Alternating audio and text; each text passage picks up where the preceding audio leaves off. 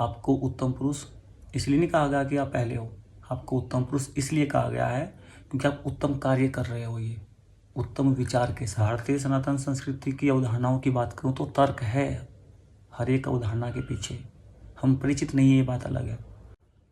नमस्कार सभी को, स्वागत है, अभिनंदन है आप सबका हर दिन हिंदी विचार के साथ। हिंदी पखवाड़े के 8वें बार में है। आज हम बात करते हैं हिंदी के पुरुषवाचक सर्वनाम की। सर्वनाम हम परिचित हैं, सबका नाम शाब्दिक अर्थ है और जो शब्द संज्ञा के बदले बोले जाते हैं उनको सर्वनाम कहते हैं। तो पुरुषवाचक सर्वनाम में आपके 3 भेद आते हैं। उसमें प्रथम पुरुष, मध्यम पुरुष और उत्तम पुरुष।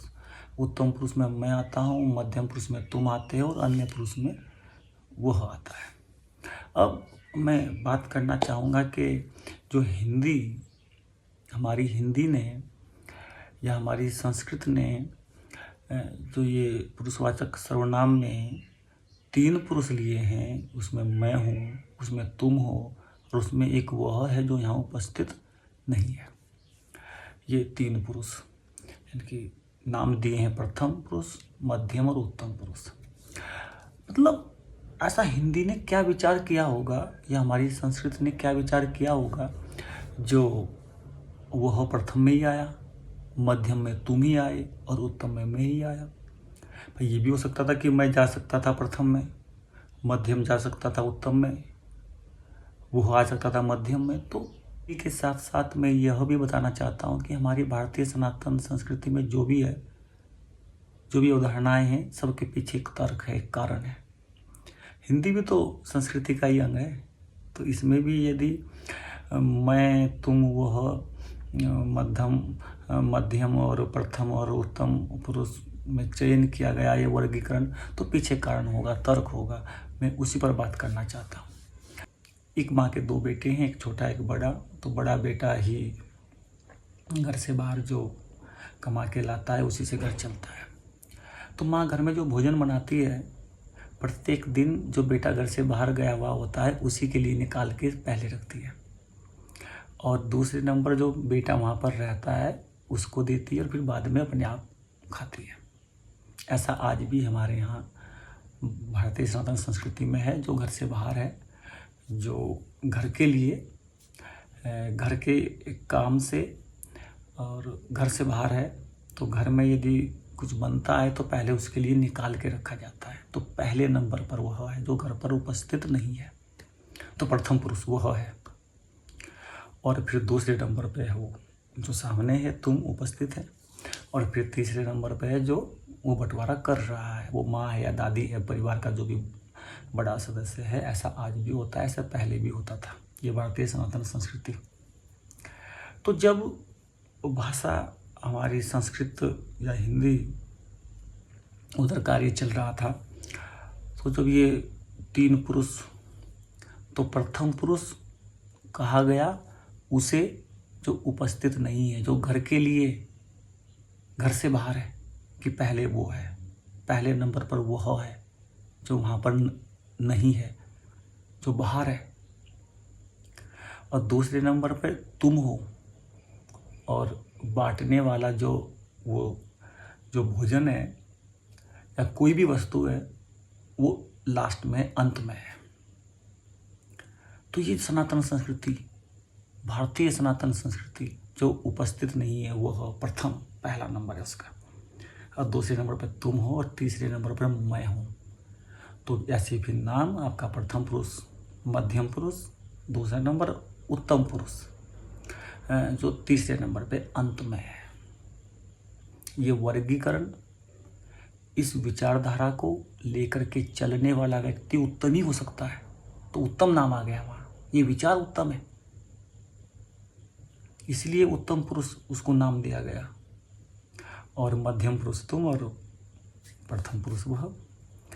तो जो ये वर्गीकरण हिंदी में हुआ, संस्कृत में हुआ हमारी, तो भारतीय सनातन संस्कृति की विचारधारा झलकती है और ये वर्तमान में भी हमारे घरों में होता है। लेकिन मैं जो बात आज, ये बिंदु जो मैंने निकाला है, मैंने निकाला हिंदी पखवाड़े में बात करने के लिए आपसे। मैं हिंदी व्याकरण से संबंधित जो वर्तमान आजकल की किताबें देखता हूँ तो उनमें ये वर्गीकरण थोड़ा सा पहले नंबर पे वहाँ उत्तम पुरुष लिखा हुआ मैं देख रहा हूँ और मध्यम पुरुष दूसरे नंबर पर ही है और जो तीसरे नंबर पे आपका जो प्रथम पुरुष है उसको उठा करके तीसरे नंबर पे रखा हुआ है और नाम लिखा हुआ है अन्य पुरुष। इस पे आपत्ति है। हमारे यहाँ बांटने वाला अपनी थाली पहले ही नहीं भर लेता, समझे इस बात को। तो अंत में तीसरे नंबर पर आएगा उत्तम पुरुष और पहले नंबर पर प्रथम पुरुष आएगा। अन्य पुरुष कहना भी उसको बंद कीजिए। मेरे पिताजी सूर्य निकलने से पहले काम पे चले जाते हैं, सूर्य अस्त होने के बाद काम से लौट करके आते हैं और जब वह काम पर जाते हैं तो मैं सोया रहता हूँ, जब वो काम से लौट करके आते तो मैं सो जाता हूँ। मतलब मुझे जीवित देखने के लिए उनको 7 दिन का इंतज़ार करना पड़ता है और कभी कभी रविवार के दिन उनको बुला लिया जाता है उनके दफ्तर, तो 15 दिन तक इंतज़ार करते हैं मुझे जीवित देखने के लिए मेरे पिताजी। उसके लिए है वह, तो पहले नंबर पर वह, और उसको हम आज वर्तमान में अन्य पुरुष, दूसरा पुरुष, बाहर का पुरुष लिख रहे हैं। नहीं भाई, मेरे पिताजी मेरे लिए अन्य पुरुष या बाहर का व्यक्ति नहीं हो सकता, प्रथम पुरुष है, प्रथम ही रहेंगे। इस विचारधारा को समझेंगे और ये जो वर्तमान कुछ दिनों से ये अन्य पुरुष, अरे बदलो इसको यार। प्रथम पुरुष है वह जो परिवार के लिए घर से बाहर है और मध्यम पुरुष है तुम जो थाली लिए बैठे हो पहले, उनसे भी, और फिर उत्तम पुरुष जो बांटने वाला, जो जिसको जिम्मेदारी मिली है, आप नीचे आओ तीसरे नंबर पे। आपको उत्तम पुरुष इसलिए नहीं कहा गया कि आप पहले हो, आपको उत्तम पुरुष इसलिए कहा गया है क्योंकि आप उत्तम कार्य कर रहे हो, ये उत्तम विचार के साथ। भारतीय सनातन संस्कृति की अवधारणाओं की बात करूं तो तर्क है हर एक अवधारणा के पीछे। हम परिचित नहीं है, ये बात अलग है।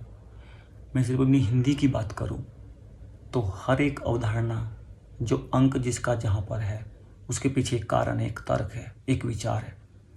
उनमें उलट फेर मत करो, उसको उसी रूप में सीखो और समझो।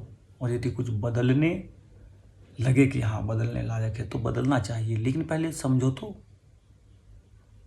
पहले की गहराई तक तो पहुँचो कि ये यदि प्रथम पुरुष, मध्यम या उत्तम पुरुष, इसके पीछे अवधारणाएं क्या है, पहले उसको समझ तो लें एक बार।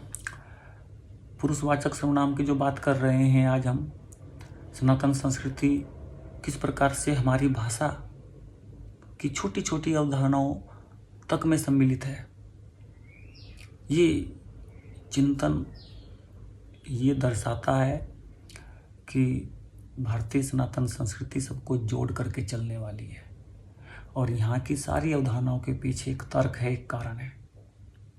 हम भाषा पर बात कर रहे हैं, विशेषकर हिंदी की बात कर रहे हैं। वो हिंदी में जो हमारा सर्वनाम प्रथम, मध्यम, उत्तम, इनको वापस उसी क्रम में लाएंगे हम। उत्तम को तीसरे नंबर पर लेके जाएंगे और जो अन्य पुरुष है, नहीं हो सकता भाई अन्य पुरुष जो परिवार के लिए, परिवार से बाहर, घर के लिए घर से बाहर है, प्रथम पुरुष है तो प्रथम ही रहेगा। इस पर आप भी कीजिए विचार और आपका विचार जहाँ तक जाएगा थोड़ा उस विचार को हम तक भी पहुँचाइएगा। मिलते हैं आपसे हर दिन हिंदी विचार के साथ।